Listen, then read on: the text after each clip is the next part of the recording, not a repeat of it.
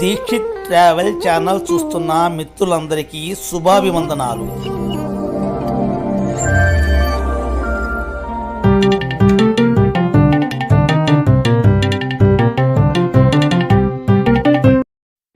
మునులు స్నానం చేసిన మునీరు. భూమి నుండి 150 అడుగుల ఎత్తులో కొండ మీద 2 బడ్డల మధ్య ఏర్పడిన శ్రీ పుష్కరిణి నేటికి ఆదిశేషుడు స్వయంగా కాపలా కాస్తున్న ప్రాచీన దేవాలయం.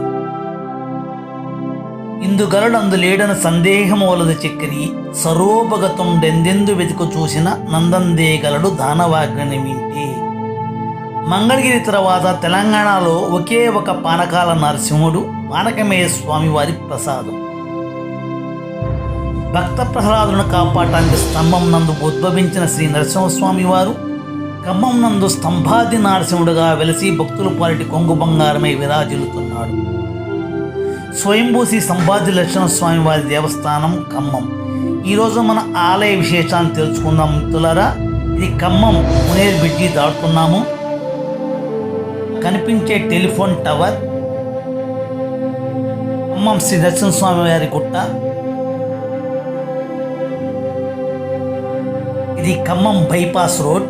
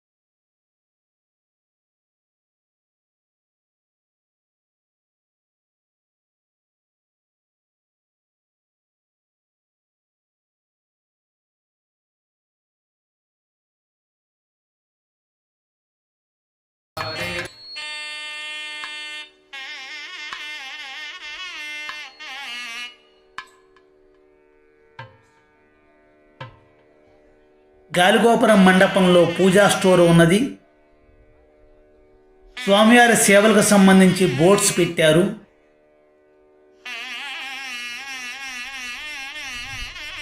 ఇది పూజా టికెట్స్ కౌంటర్.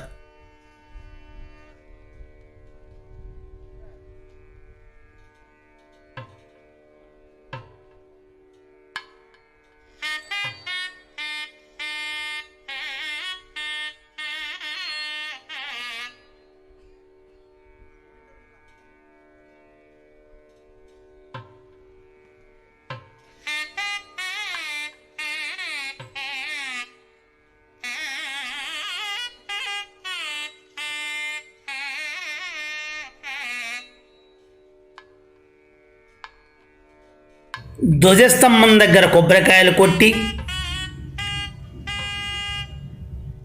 ముందుగా క్షేత్రపాలకుని దర్శనం చేసుకుంటారు. క్షేత్రపాలకుడు శ్రీ ఆంజనేయ స్వామి వారు.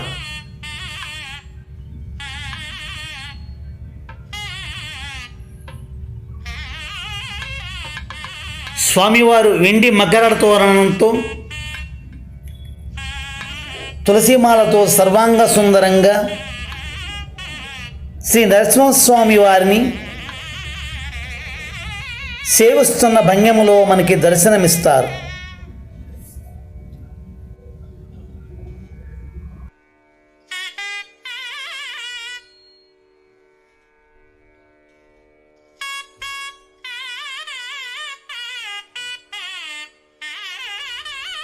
స్వామివారి వెండి వాకిలి. ఈ వాకిలి మీద శంకు చక్రాలు, దశావతార మూర్తులను నయన మనోహరంగా తీర్చిదిద్దారు. పురాణాల ప్రకారం ఈ ఆలయం త్రేతాయుగం నాటిది అని, మాద్గల్య మహర్షి తన శిష్యులతో ఇక్కడ గుహలో తపస్సు చేసుకునేవాడని, మాద్గల్య మహర్షి శ్రీ మహావిష్ణువుని లక్ష్మీ సమేతంగా ఇక్కడ దర్శనం ఇవ్వమని కోరగా స్వామివారు స్తంభం నుండి బయటికి వచ్చారని, అందుకనే ఈ ప్రదేశాన్ని స్తంభాద్రి అని, కాలక్రమాన స్తంభాద్రి కంబాద్రిగా తరువాత ఖమ్మంగా మారిందని చరిత్ర. ఈ ఆలయం నిలువురాతిపై స్తంభం ఆకారంలో ఉంటుంది. 16వ శతాబ్దంలో కాకతీయ ప్రభు ప్రతాపరుద్రుడు ఈ ఆలయాన్ని అభివృద్ధి చేశాడని చారిత్రక ఆధారాలున్నాయి. ఈ ఆలయం కొండను తులసి 32 రాతి స్తంభాలుగా మలచి కాకతీయ శిల్పకళతో నిర్మించటం చాలా అద్భుతం. శ్రీ నరసింహస్వామి వారి మూలమంత్రం ఉగ్రం వీరం మహావిష్ణు అనే మంత్రంలో 32 బీజాక్షరాలు ఉన్నాయి. ఆ 32 బీజాక్షరాలకు ప్రతీకగా 32 స్తంభాలు నిర్మించారు. ధ్వజస్తంభం కూడా ఏకశిలా రాతితోనే మలిచారు. స్వామివారికి ఈ సంవత్సరం పవిత్రోత్సవాలు జరిగాయి. 9 ఆగస్టు 2024 నుండి 12 ఆగస్టు 2024 వరకు 3 రోజుల పాటు 17వ వార్షిక పవిత్రోత్సవాలు అత్యంత వైభవంగా శ్రీ వైగానస ఆగమం ప్రకారం యాజ్ఞికులు శ్రీమాన్ పరాంకుశం సీతారామాచార్యులు గారి ఆధ్వర్యంలో ఆచార్య అర్చక ఆలయ సిబ్బంది స్వామివారి సేవలో పాల్గొని అత్యంత వైభవంగా నిర్వహించారు. పవిత్రోత్సవాలు అంటే ఏమిటి, వాటి విశేషత పూర్తిగా ఈ వీడియో ద్వారా మీకు తెలియజేస్తాను. తిరుమలలో శ్రీ వెంకటేశ్వర స్వామి వారికి నిర్వహించినట్లు శ్రీ స్తంభాద్రి నరసింహస్వామి వారికి కూడా నిర్వహించారు. వీడియో చాలా లెంతీగా ఉంటుంది, కానీ చాలా విశేషమైనది. పూర్తిగా 3 రోజుల విశేషాలను తెలియజేస్తున్నాను. చివరి వరకు చూడండి, నన్ను ప్రోత్సహించండి. వైగానస ఆగముక్తంగా శ్రీ స్తంభాద్రి నరసింహస్వామి వారికి సంవత్సరం పొడుగునా ఆలయంలో ఏదో ఒక సేవ ఉత్సవము జరుగుతూనే ఉంటాయి. ఆ ఉత్సవాల్లో కానీ సేవల్లో కానీ యాత్రికుల వలన కానీ సిబ్బంది వలన కానీ తెలిసి తెలియక జరిగే దోషాలు పొరపాట్ల వలన ఆలయ పవిత్రతకు భంగం వాటిల్లవచ్చు. అలాంటి పొరపాట్లను క్షమించమని స్వామివారిని కోరే ఆగమశాస్త్ర ఉత్సవమే పవిత్రోత్సవము. చాలా ఆలయాల్లో శ్రావణ మాసంలో ఈ పవిత్రోత్సవాలు నిర్వహిస్తారు. ముందుగా స్వామివారి స్థాపనమూర్తులను వేంచేపు చేసి మొదటి రోజు కార్యక్రమం విషక్సేన ఆరాధన పుణ్యాహవచనం నిర్వహిస్తున్నారు. తరువాత పవిత్రాల ప్రతిష్ట మరియు అంకురార్పణ ఉంటుంది.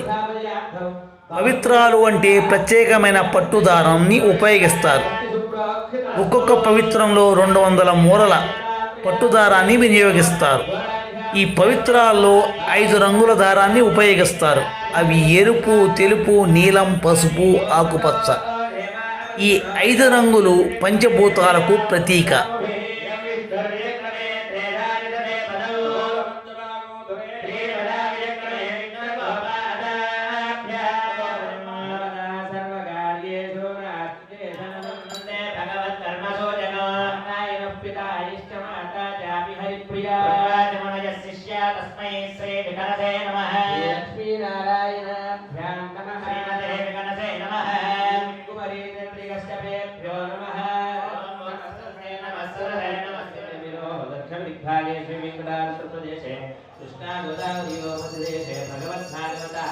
श्री नारसिंहस्वामिहानि सन्निधोऽस्मिन् वर्तमाने व्यावहारिक ध्यानक्रमाणेन प्रोवादिष्ट संवत्सराणां मध्ये श्री कोदिनाम संवत्सरे दक्षिणायने वर्धनतो श्रावणमासे शुक्लपक्षे पञ्चम्या भृगुवासरे शुभनक्षत्र हस्तानक्षत्रे शुभयो शुभकरणे मङ्गलविशेषविधिष्ठाय अस्यां शुभतिथौ अस्य यजमान्यस्याकोटिब्रह्माण्डरायस्य स्तम्भाद्रि लक्ष्मीनाथस्वामिना दिव्यतेजोग्रामो वर्षे वर्षे प्रयुक्त पवित्रोत्सवाख्ये कर्माङ्गौ प्रथमदिने सायान्ने संकल्पिता विश्वक्सेनाराधन पुण्यावाचन दीक्षाचरण अगस्त्यदीपाराधन मेदिनी आराधन उत्सवग्रहणान्तरारोपण वास्तुपूजा वास्तुहोन वस्तुशुद्ध्यर्थं वास्तुहोनाख्ये कर्माङ्गं शुद्ध्यर्थं रुच्यर्थं शान्त्यर्थं विदयार्थं च सुपुण्यापूर्वक संकल्पितकार्यर्थं विश्वक्सेनाराधनं च స్వామివారికి దీక్షా కంకణ ధారణ చేస్తున్నారు.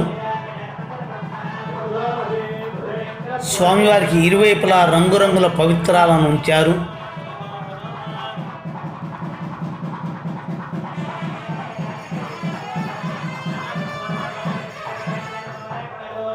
విశ్వక్షేణ ఆరాధన పుణ్యాహవచనం పూర్తి అయింది.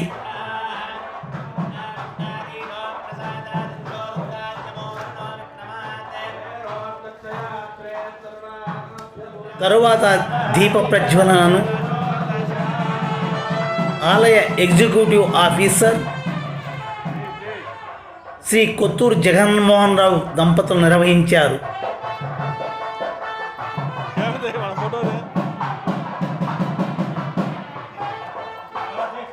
జ్యోతి ప్రజ్వలన తర్వాత ఈవో దంపతులు అర్చకులకు పవిత్రోత్సవ యాజ్ఞికులకు పవిత్రోత్సవ దీక్షా వస్త్రాలను సమర్పించారు. స్వీకరిస్తున్న వారు ప్రధాన అర్చకులు శ్రీ నరసింహాచార్యులు గారు,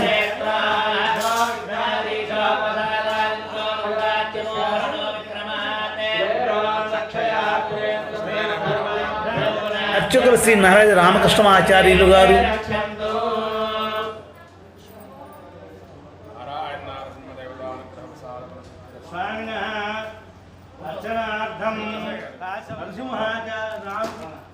ఆలయ అర్చకులు శ్రీ నరహరి శ్రీనివాసాచార్యులు గారు,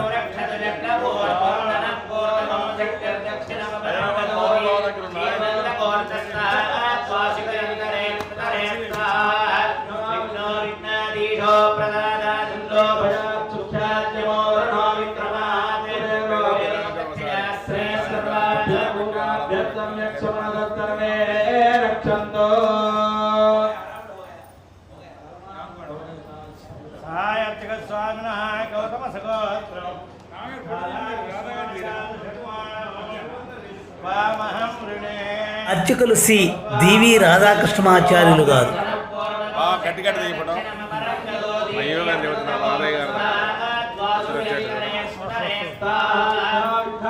ప్రదాదాంద్రో భయాచ్యుఖ్యాత్యమో వరుణో విక్రమావేణ శ్రీ సర్వాభ్య సంజక్ సుమనసర్వే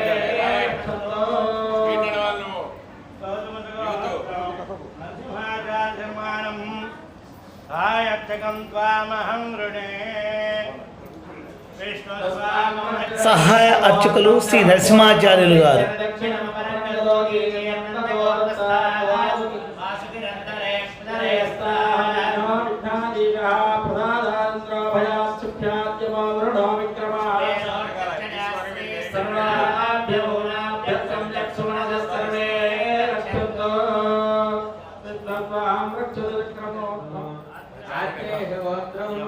తరువాత యాజ్ఞికులు శ్రీ పరాంకుశం సీతారామాచార్యులు గారు,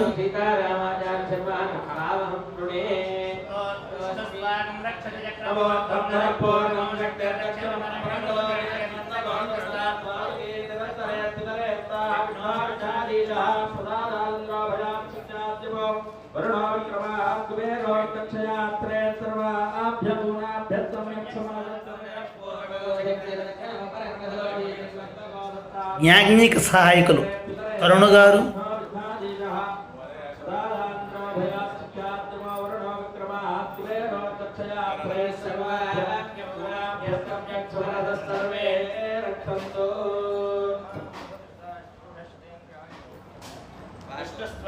యాజ్ఞిక సహాయకులు శ్రీ రొంపచెర్ల యోగానంద పృథ్వీ భార్గవ్ గారు, భార్గవ శర్మాణం త్వామహం వృణే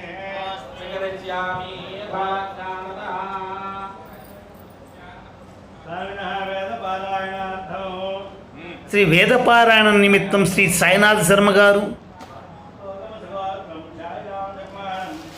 త్వామహం వృణే కృష్ణస్వాగం రక్షత చక్రవోరచకం పూర్వదో శక్తిర దక్షిణమవరంగదో దీకీర్నందగో ప్రస్థాత్ వాసుకరందరే విఘ్నో విఘ్నాదీనో ప్రదాదాంద్రో ప్రాచనో వరుణో విక్రమాత్ మేరో దక్షిణాశ్వే బ్రాహ్మణో వై సర్వా దేవతా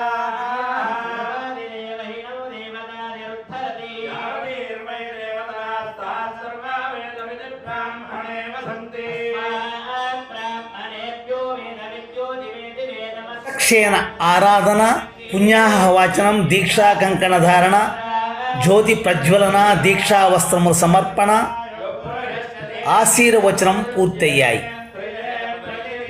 తదుపరి కార్యక్రమం అంకురార్పణ. వైగానస ఆగమ క్రతువులలో అంకురార్పణ లేదా బీజావాపనం చాలా ప్రాముఖ్యత ఉన్నది.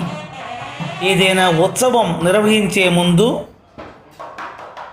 అది విజయవంతం కావాలని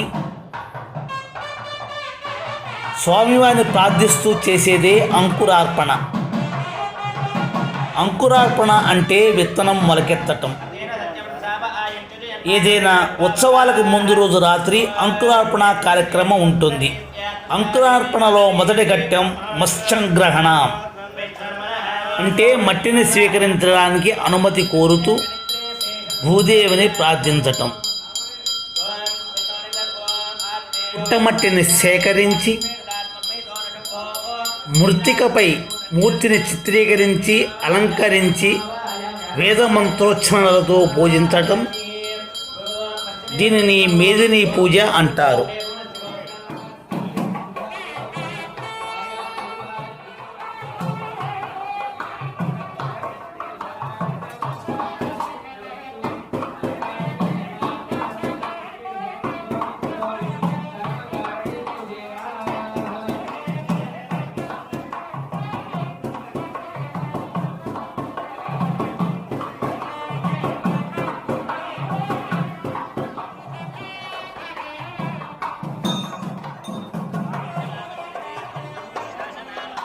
మేదిని పూజ అనంతరం ఆలయ అర్చకులు మేళతాళాలతో ఆ సేకరించిన మట్టిని తీసుకొని అంకురార్పణ జరిగే మండపం వద్దకు శాస్త్రోక్తంగా తీసుకొని వెళ్ళారు.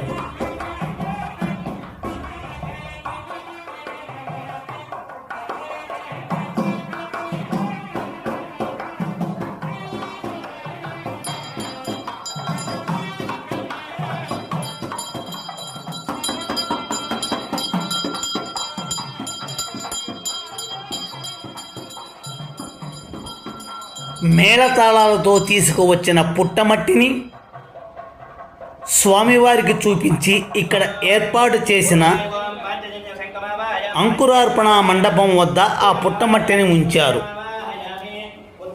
ఇప్పుడు జరుగుతున్నది అంకురార్పణ పూజ. ఈ మండపంపై 9 మట్టి మూకుడులను ఉంచారు. వాటిని పాలికలు అని అంటారు. ఈ పాలికలలో తీసుకువచ్చిన పుట్టమట్టిని నింపారు. ఆ పాలికలలో పవిత్రమైన నవధాన్యాలను వేదమంత్రోత్సవాలతో చైతన్యవంతం చేసి నింపారు. దీనినే అంకురార్పణ అంటారు.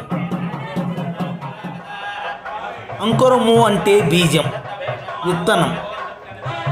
ఇది జీవాత్మని సూచిస్తుంది.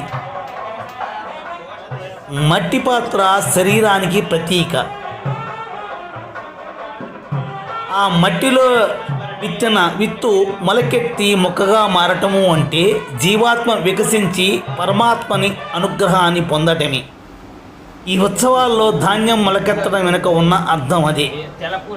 శుక్లపక్షల చంద్రుల నవధాన్యాలన్నీ వృద్ధి చెందాలని, సకల లోకాలు సస్యశ్యామలంగా ఉండాలని ధాన్యలక్ష్మిని పూజిస్తారు. అంకురార్పణ తరువాత వాస్తు హోమం నిర్వహించారు.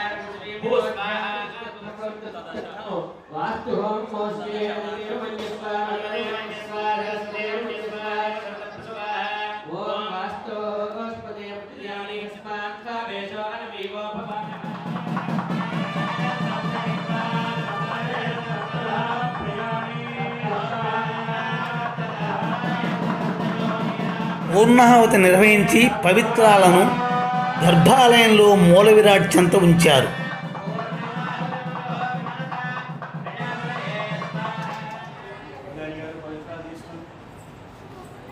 మిత్రులారా, పవిత్రోత్సవాల్లో భాగంగా పార్ట్ 2 వీడియోలో అష్టోత్తర శతకలశ స్థాపన, పవిత్ర ధారణ, ధాన్యాదివాసం, మహాకుంభాభిషేకం, శాంతి కళ్యాణం మొదలగు విశేషాలను తెలియచేస్తాను.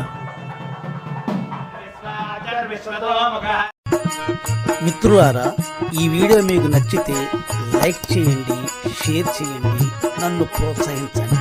ధన్యవాదాలు.